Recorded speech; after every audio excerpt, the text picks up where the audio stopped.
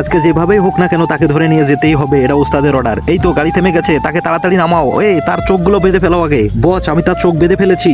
ও বেটা চল এখন আমাদের রাস্তা নাই। বস এই ড্রাইভারকে কি করবো? এই ওকে তুমি ছেড়ে দাও। আরে ভাই আমাকে কোথায় ধরে নিয়ে যাচ্ছেন? আমার অপরাধটা কি বলবেন তো? বেটা চুপ করো তুমি। তুমি কি অপরাধ করেছো সেটা কিছুক্ষণের মধ্যেই টের পাওয়া যাবে। এই তুমি তার পাগুলো ভালোভাবে বেঁধে ফেলো। ঠিক আছে বস, পথ বেঁধে ফেলেছি। প্লিজ আমাকে বলো আমার অপরাধটা কোথায়। চুপ কর বেটা, কিছুক্ষণের মধ্যে টের পাবি। ওস্তাদ আসার সময় হয়ে গেছে।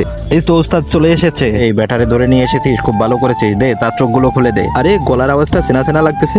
আরে বাবা তুমি, বাবা তুমি জানো এরা আমাকে চোরের মতো করে ধরে নিয়ে এসেছে। হ্যাঁ বাবা আমি তাদেরকে বলেছিলাম এভাবে চোরে নিয়ে আস।